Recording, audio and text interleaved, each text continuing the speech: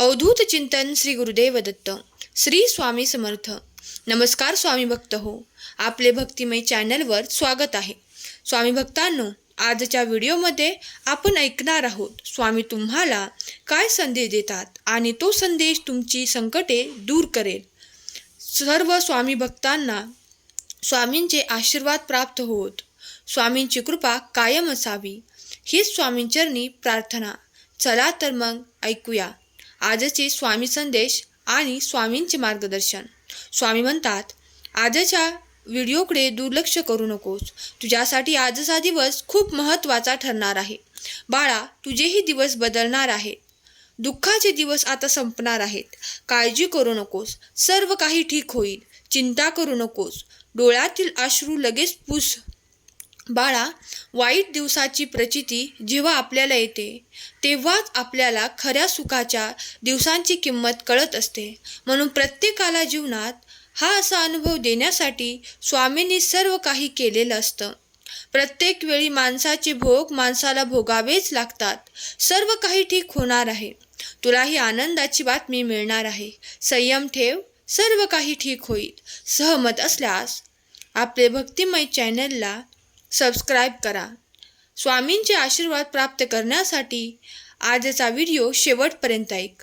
माणूस हा पैशाने नव्हे तर त्याच्या कर्माने मोठा होत असतो। माणसाच्या जीवनात कुठलीही गोष्ट अशक्य नसते। आत्मविश्वासाने प्रयत्न केला तर अशक्यही शक्य होत असते। स्वामी नेहमी आपल्या भक्तांना योग्य मार्ग दाखवत असतात, म्हणून आपण स्वामींचे मार्गदर्शन रोज ऐकावे। जीवनात प्रत्येक गोष्ट शक्य आहे करण्याची जिद्द तुमच्या मनामध्ये असली पाहिजे। माणूस कधीही चुकीचा नसतो, त्याला असे काही अनुभव येतात, असे काही वाईट परिस्थिती येते की त्यानुसार त्याला ते चुकीचे मार्ग निवडावे लागतात। परंतु स्वामी म्हणतात, तू जर अजून थोडा संयम ठेवला असता तर तुला चुकीच्या मार्गावर जाण्याची गरज पडली नसती। म्हणून अजूनही वेळ गेली नाही, संयम ठेवा, चुकीचा मार्ग निवडू नका। तुमचेही चांगले दिवस येणार आहेत, फक्त थोडासा विलंब होणार आहे। माणसाने कितीही वाईट दिवसांचा सामना केला तरीही चालेल, परंतु कधीही चुकीच्या दिवसांचा अवलंब करू नका। तुझेही दिवस बदलणार आहेत, तुझ्याही जीवनात चमत्कार होणार आहे। माझे आशीर्वाद सदैव तुझ्या पाठीशी आहेत, भिवू नकोस, मी तुझ्या आशीर्वादांसाठी थांबलो आहे। तुला सर्व आशीर्वाद पाठवत आहे। कोणत्याही क्षणी तुझ्या आयुष्यामध्ये चमत्कार होऊन तुझे दिवस बदलणार आहेत। बाळा, आजपर्यंत तुझी परीक्षा दिली आहेस, तशी परीक्षा काही दिवस आणखी द्यावी लागेल, परंतु तुझा संयम ढासळू देऊ नकोस। माणसे कधीच थांबत नाहीत, ते काही ना काही करत असतात। त्याच प्रकारे तू देखील एक माणूसच आहेस, त्या ठिकाणी थांबू नकोस। स्वामींनी ज्या नवीन संधी दिल्या आहेत त्या संधींचा उपयोग करून घे। माणसाला असं वाटतं की आता सर्व दरवाजे बंद झाले आहेत, आता कुठेही जाण्याचा मार्ग शिल्लक नाही, परंतु मार्ग शोधला तर सापडतोच। स्वामींकडे मदत मागितली तर स्वामी करतातच।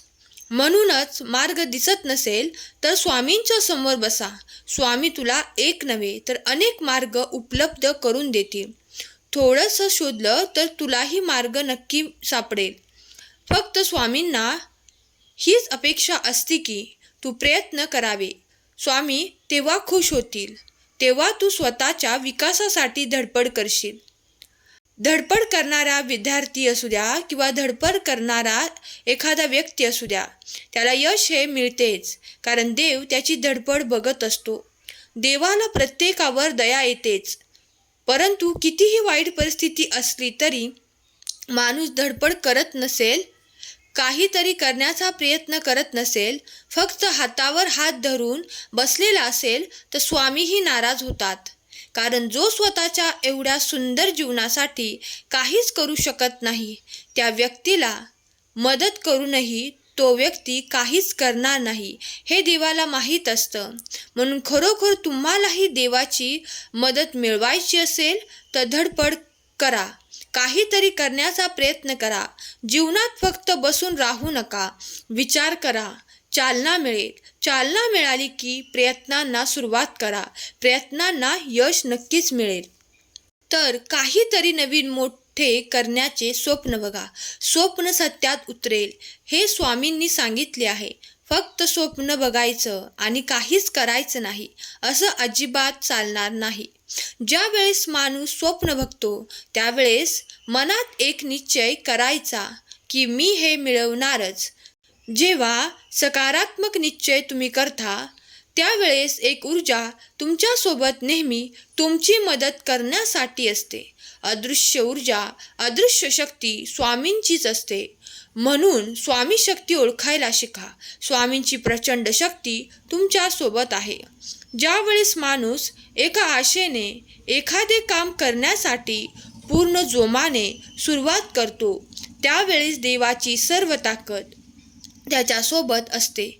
परंतु जर काहीच नाही करायचे आणि फक्त स्वामींकडे मदत मागायची, स्वामीही तुम्हाला मदत करणार नाहीत. स्वामींनी तुम्हाला अनेक संधी दिल्या होत्या परंतु तुम्ही त्या सर्व संधी गमावून बसला आहात. आता स्वामींची मदत मिळवण्यासाठी तत्पर व्हा. काहीतरी करा. नक्कीच देव तुमच्या सोबत असतील. जीवनात तोच माणूस श्रेष्ठ ठरत असतो जो स्वतःचे दुःख कधीच कोणाला सांगत नसतो. तो फक्त स्वतःमध्ये काही ना काही करत असतो. धडपड करत असतो. धावपळ करत असतो. आपण फक्त त्याच्याकडे बघत असतो की तो काहीतरी करतोय. परंतु आपण कधीच हे जाणूनही घेण्याचा प्रयत्न करत नाही की तो नेमका काय करतोय, कशासाठी करतोय. आपण फक्त मजा बघत असतो आणि जेव्हा तो काहीतरी मोठा करतो त्यावेळेस आपण सर्व आश्चर्यचकित होतो.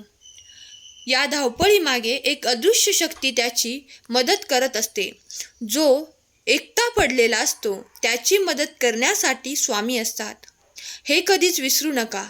जो माणूस एकदा निश्चय करतो, सर्व काही मिळवण्याची धावपळ करतो, धडपड करतो, एकटाच प्रत्येक वेळी प्रत्येक संकटाशी सामना करतो, अशी व्यक्ती स्वामींना खूप आवडते.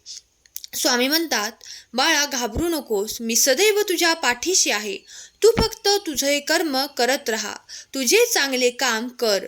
तुला प्रत्येक कामाला मी स्वतः पावती म्हणून एक सुंदर फळ पाठवणार आहे. बाळा, ज्यांनी तुला हिणवलंय, तुझ्या कामामध्ये अडथळा आणलाय, त्यांना देखील तुला हे सिद्ध करून दाखवायचंय की तू ही प्रत्येक गोष्ट शक्य करू शकतोस. स्वतःला कधीच कमी समजू नकोस. तुझ्याकडे ही स्वामींनी अशी शक्ती दिली आहे जी तुला तुझ्या कामामध्ये प्रत्येक वेळी मदत करेल. हा संदेश ऐकत असताना तुझ्या आजूबाजूला स्वामी शक्तीचा अनुभव घे.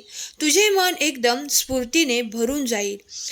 होय, मी आजपासून लगेच सुरुवात करणार आहे असे टाईप करा. विद्यार्थी असाल तर अभ्यास करा. अभ्यास जेवढा कराल तेवढे मन चांगले होईल, चलाक होईल आणि चलाक मन तुम्हाला जीवनात सर्व काही मिळवण्यासाठी एक मजबूत व्यक्ती म्हणून पुढे आणेल. मन जेवढे धीट असेल, निर्मळ असेल, शुद्ध असेल, साफ असेल तेवढे तुम्ही जीवनात पुढे जाल. घाबरून जाऊ नका. स्वामींची प्रचंड स्वामी शक्ती तुमच्या सोबत आहे. जे होणार आहे सर्व काही चांगल्यासाठीच होणार आहे. कधीही कोणीही नाराज होऊ नका. स्वामी प्रत्येकाची मदत करतो. आपण सर्वजण स्वामींचीच लेकरे आहोत. स्वामींनीच आपल्याला जीवन दिले आहे, सृष्टीमध्ये आणले आहे आणि तेच आपले भाग्यविधाते आहेत. म्हणून सर्व काही स्वामींवर सोपवून द्या. चिंता करू नका. फक्त चांगले कर्म करत राहा. फळही चांगले मिळेल.